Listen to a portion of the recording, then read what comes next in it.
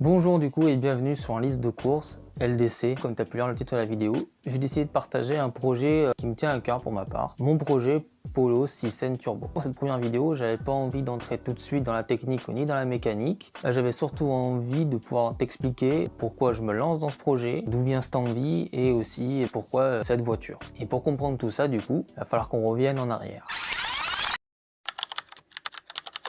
Je suis né en 1998, donc fin des années 90. La première console sur laquelle du coup je commence à jouer quand j'étais plus jeune, c'est la PlayStation 1. Et sur cette console du coup je découvre Gran Turismo 1, Gran Turismo 2, Crash Team Racing, Revolt. Et très rapidement en fait je comprends que les jeux de course me passionnent. Quelques années plus tard du coup pour Noël, mes parents m'offrent la PlayStation 2. Et sur cette console du coup que je vais découvrir des jeux qui ont marqué toute une génération, je veux parler bien évidemment de...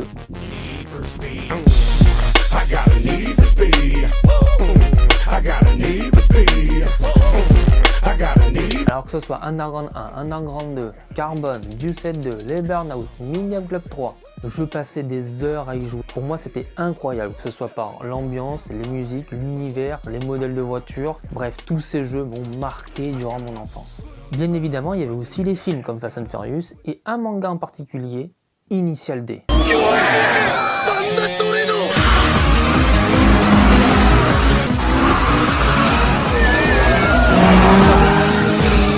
Alors je suis désolé, on s'arrête 30 secondes sur Initial D. Ce manga il m'a marqué tant gamin déjà par rapport aux voitures, les musiques aussi, l'ambiance et puis le son moteur de la E86.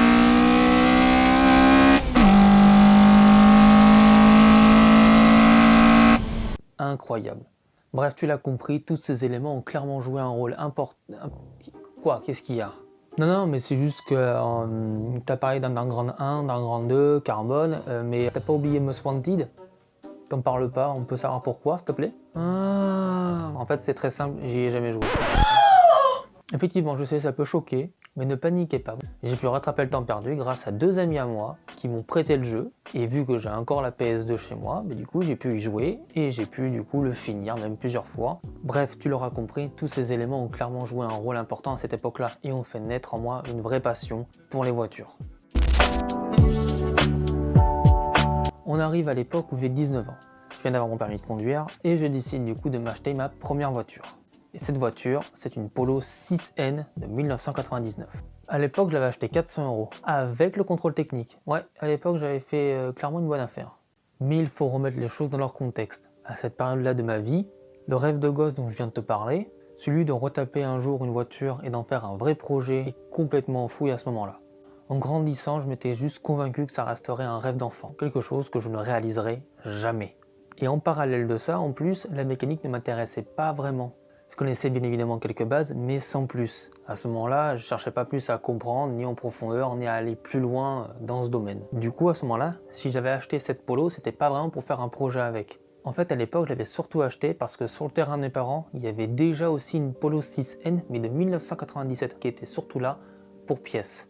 Du coup, dans ma tête, en fait, c'était simple. J'avais acheté cette voiture pas chère, j'avais déjà une donneuse pour pièces à disposition. Je voyais surtout le côté pratique et utile. Du coup, pendant à peu près 2 ans, je roule avec cette voiture. Et pendant ces 2 ans, en fait, je l'ai maltraité. Le moteur a fini par lâcher. Une segmentation, grosse consommation d'huile, fumée blanche, c'était fini pour elle. Et ça, c'était clairement de ma faute. Du coup, je décide de la laisser sur le terrain de mes parents et à côté de ça, je m'achète une autre voiture. Mais c'est justement du coup à cette période-là que je rencontre un ami qui lui est passionné de voitures et de mécanique.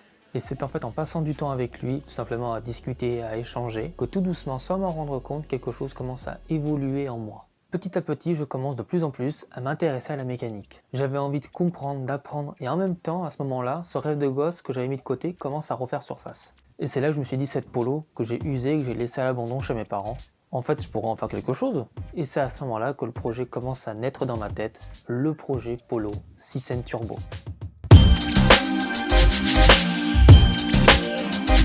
Alors au début de ce projet, la première étape a été toute simple, remettre la voiture en état. J'ai commencé du coup par remplacer le moteur, le train avant, le train arrière, eux ont été revus, de manière générale, la voiture je l'avais fiabilisée. la voiture je l'ai passée au contrôle technique et je l'ai obtenue. Et du coup à partir de là on peut se poser la question, moteur d'origine ou swap? Alors sur les Polo 6N comme j'ai, il existe un swap qui est assez connu, c'est le swap 1.8T. Et objectivement en vrai c'est une bonne chose à faire. Déjà parce que c'est un moteur turbo d'origine, solide, fiable et surtout beaucoup plus exploitable que le 1.4 du soupape. Mais pour être honnête, moi c'est pas ce que je veux faire. Déjà parce que mon objectif de puissance est plutôt situé entre 150 et 200 chevaux maximum. Et surtout parce que j'ai une autre raison de vouloir garder ce moteur. Une raison très simple. Ben j'y reviens en fait, voilà, fin. Non, plus sérieusement, garder ce moteur, c'est pas un choix rationnel, c'est un choix assumé. Ce moteur, je le connais, je connais ses points forts et je connais également ses points faibles. Je sais pertinemment qu'il demandera plus d'adaptation et plus de compromis. Il faut aussi savoir que moi, j'aime bien comprendre, m'adapter, réfléchir, essayer. J'aime peut-être un peu me compliquer la vie aussi. Il ne s'agit pas de prouver qu'il est exceptionnel, ni de dire qu'il est meilleur qu'un autre. Il s'agit simplement de montrer comment il est possible de l'optimiser, avec ses qualités et ses limites. Et les choix, bien évidemment, que ça implique. Au final, garder ce moteur, c'est surtout une façon pour moi de rester fidèle à l'esprit de ce projet. Forcément, qui dit augmentation de puissance dit freinage et châssis adapté. C'est une évidence. Parce que soyons honnêtes 2 minutes, si imaginons j'arrive à sortir au moins 150 chevaux et que je touche pas au freinage d'origine, à mon avis le premier gros coup de freinage... Donc voilà, frein revu, châssis optimisé pour que la voiture reste saine et surtout sécuritaire. Alors concernant l'esthétique, il faut savoir une chose, c'est qu'en 2025, la voiture a subi une grosse tempête de grêle. La carrosserie a littéralement morflé. Les impacts, eux, sont particulièrement nombreux et visibles sur le toit et les parties latérales de la voiture, surtout à l'arrière. Et c'est clairement là qu'il y aura le plus gros travail à faire en termes de carrosserie, du ponçage, des bosselages et tout ce qui va avec. Ça va être un vrai challenge pour moi, en comptant aussi la partie moteur. Alors le capot et les ailes, elles aussi évidemment ont été touchées, mais l'avantage c'est que le capot et les ailes, et comme les portières sur ces voitures là, c'est des parties qui sont démontables. Donc concrètement j'ai juste à racheter des ailes et un capot, à les repeindre de la bonne couleur et on perd un peu moins de temps.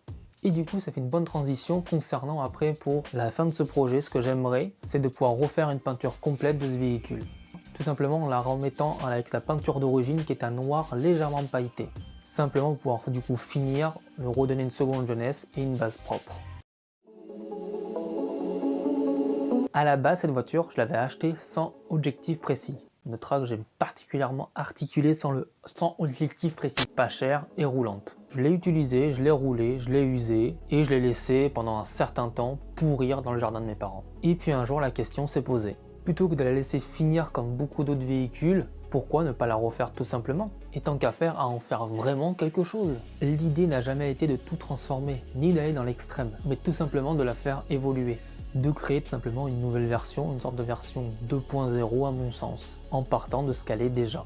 Oui, le moteur sera optimisé, oui, les performances vont évoluer, mais c'est normal. Et tout ça reste à l'idée de départ. Partager une aventure. Partager les choix que ça implique, les essais, les galères, les réussites, comme les échecs. Et oui, je sais, je n'ai pas encore parlé du choix du turbo ou du choix de la gestion, mais ça c'est normal, c'est volontaire, ce n'est pas un oubli. Tout ça en fait sera à découvrir au fur et à mesure des épisodes qui suivront. Au final, l'objectif est assez simple, réaliser ce rêve que j'avais déjà en tête étant gamin, retaper une voiture, la faire évoluer et en faire une version qui me parle vraiment.